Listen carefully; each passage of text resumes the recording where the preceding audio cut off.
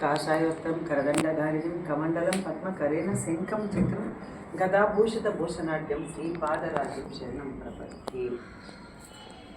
YouTube ప్రేక్షకులందరికీ జై గురుదేవ దత్తమ్మ. ఇంకా కార్యక్రమం వివరాలకు వెళ్దాం. మన పిఠాపురంలో 21, 22 అంటే జనవరి ఈ నెలలో జరిగే ప్రోగ్రాం గురించి దాని వివరాలు కొంతమందికి అంటే నాకు ఫోన్లు చేస్తున్నారు, అలాగే డౌట్స్ వచ్చి దాని గురించి మీ అందరితో చిన్న వీడియో చేయాలనిపించి చేస్తున్నాను. 21 సాయంకాలం 4 గంటలకి పరిచయ వేదిక. అది ఎక్కడంటే మన వేణుగోపాల స్వామి గుడి వీధిలో శ్రీపాదవల్లభ జన్మస్థానం అన్నమాట. అక్కడ గోశాల ఉంటుంది, దాని ఎదురు కొత్తగా కట్టారట బిల్డింగు, అందరూ ఇస్తారనమాట భీమ మేడం గారు వాళ్ళు. తర్వాత 4 గంటల పరిచయ వేదిక, అలాగే గురువుని గురించి శ్రీపాదవల్లభ అంటే జన్మస్థలంలో స్వామి అక్కడ ఎందుకు జన్మించాల్సి వచ్చింది, ఇవన్నీ సత్సంగం చెప్పుకుంటాం. 4 నుంచి కరెక్ట్గా ముందు అక్కడికి అందరూ వచ్చేస్తే 4 నుంచి 5 గంటల వరకు 1 గంట సేపు మనం అందరం పరిచయం, అంటే ఎక్కడెక్కడ వాళ్ళు దత్తబిడ్డలు కలుసుకుంటున్నాం కదా, కాబట్టి అందరినీ స్టేజ్ మీద పిలిచి ఒక్కొక్కరిని పరిచయం చేసుకుంటాం. ఎందుకంటే నేను ఇప్పటిదాకా మీ మొహాలు ఎవరి మొఖాలు చూడలే, దాంట్లో జస్ట్ తెలిసింటే ఒక 10 మంది ఎవరికి తెలిసేమో చూశానేమో, మిగతా వాళ్ళు ఎవరు తెలియదు. కాబట్టి అక్కడ వచ్చి నా పేరమ్మ ఇలా అని చెప్పి అందరూ అక్కడ వచ్చి స్టేజ్ మీద వచ్చి మనము పరిచయం చేసుకుంటాం. 1 గంట అయిన తర్వాత లేదు 1.5 గంట అవన్నీ పర్వాలేదు. తర్వాత 6 to 8 దాకా మనం స్వామి యొక్క గురులీలల గురించి, ఆ యొక్క గురువును మనం చేరాలంటే ఏ విధంగా మనం పూజించుకోవాలి, శ్రీపాదవల్లభ చరితామృతం గురించి కొంచెం మనం అంటే అన్నీ కుదరదు కదా మనం ఆ 2 గంటల్లో మనం ప్రజెంట్ చేయడానికి. అందుకని స్వామి యొక్క లీలలు మెయిన్గా అవన్నీ తెలుసుకునే ప్రయత్నం. తర్వాత అంత 8:30కు ఇంకా ఎవరి రూమ్స్కి వెళ్ళి వాళ్ళు పడుకోవడం. ఇక్కడ రూమ్స్ అంటే గుర్తొచ్చింది, ఒక్కోసారి అంటే మీరు కొంతమందికి ఫోన్ చేస్తున్నారమ్మా అంటే ఇది విని కూడా పాపం ఫోన్ చేస్తున్నారు. కొంచెం డబ్బులు పెట్టగలిగిన వాళ్ళు ఉంటే ఇబ్బంది ఏమీ లేదు, బయట రూమ్స్ దొరుకుతాయి నాన్న, ఒక 1000 రూపాయలు అట్లా దొరుకుతాయనుకుంటా. అందరూ కూడా 3-4 ఉండొచ్చు, అందులో షేర్ చేసుకొని మీరు అలా కూడా ఉండండి. ఎందుకంటే వాళ్ళు సంస్థానంలో అన్నీ అంటే ఇవ్వరు కదా నాన్న, అందుకని మీరు కూడా సంస్థానంలో వెళ్ళి కూడా అడగండి, ఉంటే వాళ్ళు ఇస్తారు, తప్పేం కాదు, ఇస్తారు. అలా కూడా మీరు రూములకి మళ్ళీ రూములు అరేంజ్ చేయలేదు అని అనుకోవద్దండి. మనకి ఇది ఒక 60-70 మందితో ప్రోగ్రామ్ అనుకున్నాం కాబట్టి ఇంకా అంతకన్నా ఎక్కువ వస్తే మనకి ఇబ్బంది అనేసి నేను ముందుగా మీకు చెప్తున్నాను. వీలైనంత వరకు రూములు కూడా మనం చేస్తాము, ఒకవేళ కుదరిన వాళ్ళు దానికి కూడా ప్రిపేర్ అవ్వండి అని చెప్తున్నాను.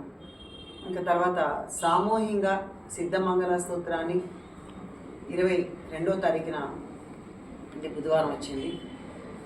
ఆ రోజు మనం అందరం అక్కడ మనకిచ్చిన హాల్లో అద్భుతంగా సిద్ధమంగళ స్తోత్రం ఏకకంఠంతో పిఠాపురంలో శ్రీవల్లభ జన్మస్థలంలో అక్కడ మనం చేసుకున్న అదృష్టాన్ని ఆ దత్తాత్రేయుల వారు మనకు ప్రసాదించారు.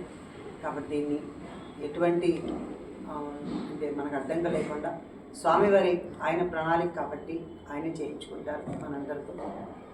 మీరందరూ కూడా ఒక రాగబద్ధంగా చక్కగా ఒక లైన్తో మంచిగా పాడాలి. ముందు వాళ్ళు వెనక వాళ్ళు ముందు ఇలా పాడితే అక్కడ ఒక అందం ఉండదు. పైగా అది ఆర్కెస్ట్రాతో చేస్తున్నారు, మనం ఎలా పాడినా కవర్ చేయడానికి కుదరదు అక్కడ. కాబట్టి అందరూ ఏ విధంతో పాడతామో ఒకసారి వెనక వాళ్ళు కూడా చూసి ఆర్కెస్ట్రాతో పాడితే చక్కగా మనం అది కూడా యూట్యూబ్ ఛానల్లో పెట్టుకుంటే చాలామంది సిద్ధమాలో నేర్చుకోవడానికి అవకాశం మనం ఇచ్చిన వాళ్ళు అవుతాం అనమాట. అందరికీ వచ్చేసు ఆల్మోస్ట్ 100% వచ్చు, కానీ ఇంకెవరు రాని వాళ్ళు ఉంటే కూడా నేర్చుకుంటారని చిన్న మన ప్రయత్నం అనమాట. తర్వాత మధ్యాహ్నం 1 గంట దాకా పడుతుంది మన ప్రోగ్రాము, 1 గంట 2 గంటల పడుతుంది.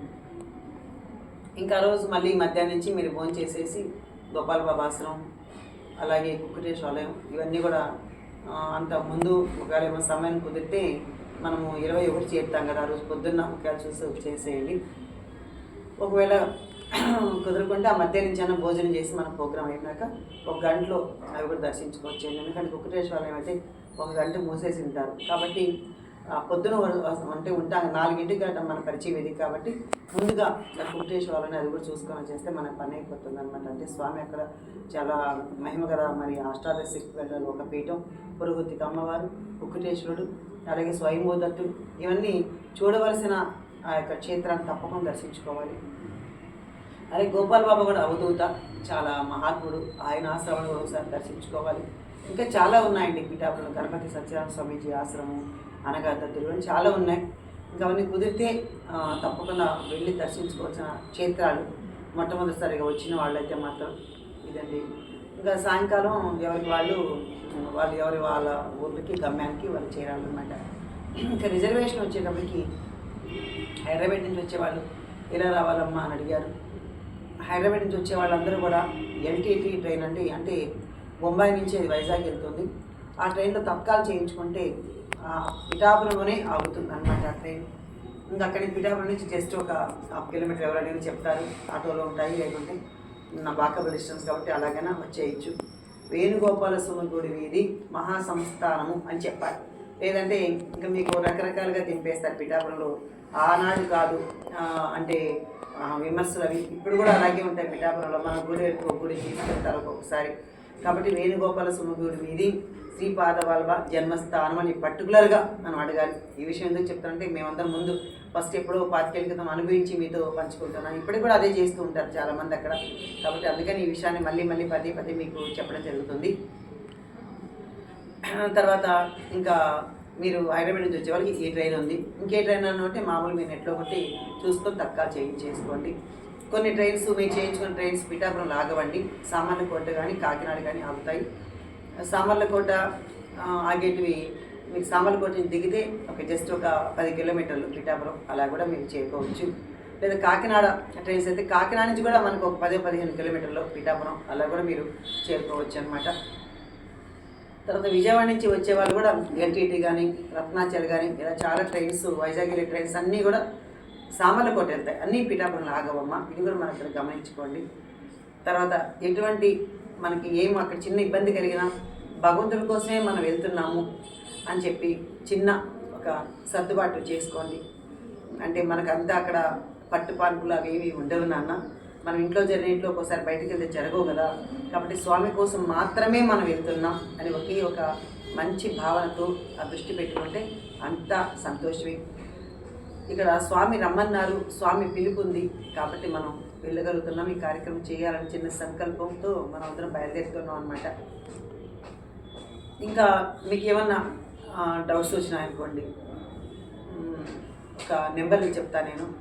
ఆ నెంబర్తో ఫోన్ చేసినారంటే వాళ్ళు తీసుకొని, అంటే ఆ నెంబర్కు తీసుకొని మీకు వాళ్ళు కాల్ చేయడమో లేదంటే వాళ్ళ మీద మాట్లాడడం జరుగుతుంది. ఎందుకంటే నా నెంబర్ ఇస్తే పద్దాక మీకు ఇబ్బంది అవుతుంది కదా, అక్కడ కష్టం అవుతుంది.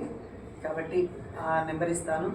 ఆ నెంబర్కి వాళ్ళు కాల్ చేస్తే వాళ్ళు మీకు చక్కగా వాళ్ళకి వీలైన వరకు వాళ్ళు మీకు చెప్తారనమాట. మా దిలీప్ నెంబర్ ఇస్తాను. దిలీప్, నీ నెంబర్ చెప్పమ్మా ఒకసారి. 900 84 30 557 అండి, దిలీప్దండి. ఈ నెంబర్ నోట్ చేసుకోండి. తర్వాత ఇంకొక నెంబర్ కూడా ఇస్తాను, జస్ట్ ఒక నిమిషం ఉండండి.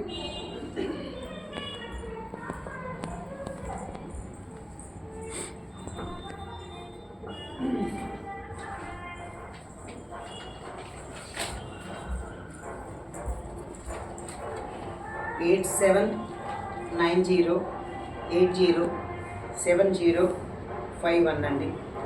ఈ నెంబర్కు చేయండి. శ్రీనివాస్ గారు పేరు.